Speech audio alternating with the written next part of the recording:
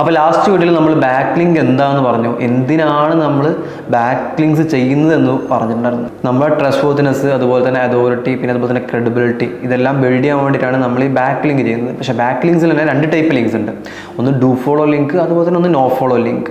ഇതിൽ ഈ ഒരു ഡു ഫോളോ ബാക്ക് ലിങ്ക് ചെയ്താൽ മാത്രമേ ഉള്ളൂ നമുക്ക് ഈ പറഞ്ഞ അതോറിറ്റി, അതുപോലെ തന്നെ ക്രെഡിബിലിറ്റി, അതുപോലെ തന്നെ ഈ ട്രസ്റ്റ് വർത്തിനെസ് ഒക്കെ നമുക്ക് കിട്ടണമെന്നുണ്ടെങ്കിൽ നമ്മൾ ഡു ഫോളോ ബാക്ക് ലിങ്ക് ചെയ്യണം. ഓക്കെ, ഈ നോ ഫോളോ ബാക്ക് ലിങ്ക് ചെയ്തിട്ടുണ്ട് എന്നുണ്ടെങ്കിൽ ബാക്ക് ലിങ്ക് ആയിട്ട് അത് കൗണ്ട് ചെയ്യും, പക്ഷേ അതിന് നമുക്കൊരു പ്രത്യേകിച്ച് ഒരു ബെനിഫിറ്റ് ഒന്നും നമുക്ക് കിട്ടില്ല. ജസ്റ്റ് ഒരു ബാക്ക് ലിങ്ക് ആയിട്ട് അത് കൗണ്ട് ചെയ്യും. അപ്പോൾ നമുക്ക് എന്താണ് വേണ്ടത്?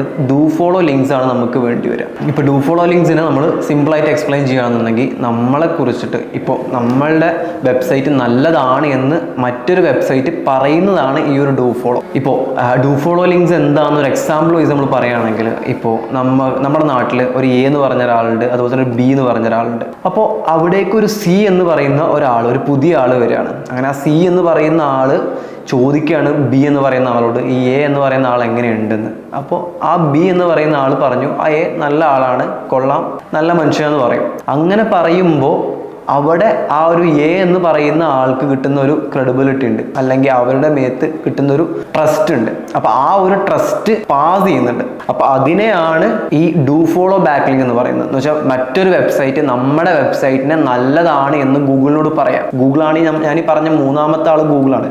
ഗൂഗിൾ വന്നിട്ട് ചോദിക്കുമ്പോഴാണ് ആ നമ്മൾ ബാക്ക് ലിങ്ക് ചെയ്ത വെബ്സൈറ്റ് നമ്മളെ കുറിച്ച് നല്ലത് പറയുന്നത്, നല്ല വെബ്സൈറ്റ് എന്ന് പറയുന്നത്. അവിടെ എന്താണ് ഗൂഗിളിന്റെ മുമ്പിൽ നമ്മുടെ വെബ്സൈറ്റിന്റെ അതോറിറ്റി ബിൽഡ് ആവുക. ആ ഒരു ട്രസ്റ്റ് ഗൂഗിളിന് കിട്ടി. വേറൊരാൾ നമ്മുടെ വെബ്സൈറ്റിനെ കുറിച്ച് നല്ലത് പറയുമ്പോൾ ആ ഒരു ട്രസ്റ്റ് ഗൂഗിളിന് കിട്ടി. പക്ഷേ നോ ഫോളോ ബാക്ക് ലിങ്ക് എന്ന് പറയുമ്പോൾ നേരെ തിരിച്ചാണ്. അവിടെ ആ ഒരാൾ നമ്മൾ ബാക്ക് ലിങ്ക് ചെയ്ത് വെച്ച ആ ഒരു വെബ്സൈറ്റ് നമ്മളെ കുറിച്ച് നല്ലതാണെന്നോ മോശപ്പെട്ടതാണോ ഒന്നും പറയുന്നില്ല. അയാൾ നമ്മളെ കുറിച്ച് ഒന്നും പറയുന്നില്ല. നമ്മുടെ ലിങ്ക് അവിടെ ഉണ്ട്, പക്ഷെ അയാൾ നമ്മളെ കുറിച്ചൊന്നും പറയുന്നില്ല.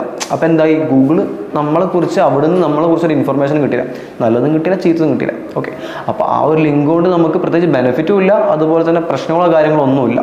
അപ്പോൾ ഇതാണ് ഡു ഫോളോ ബാക്ക് ലിങ്ക് കൊണ്ടും നോ ഫോളോ ബാക്ക് ലിങ്ക് കൊണ്ടും തമ്മിലുള്ള ഒരു ഡിഫറൻസ് എന്ന് പറയുന്നത്. ഓക്കെ, നെക്സ്റ്റ് ക്ലാസ്സിൽ നമുക്ക് ടൈപ്സ് ഓഫ് ലിങ്ക്സ് ഉണ്ട്, അതുപോലെ തന്നെ നമ്മൾ ബാക്ക് ലിങ്ക്സ് എടുക്കുമ്പോൾ നോക്കേണ്ട കുറച്ച് കാര്യങ്ങളുണ്ട്. അതെല്ലാം നമുക്ക് നെക്സ്റ്റ് വീഡിയോകളിൽ സംസാരിക്കാം.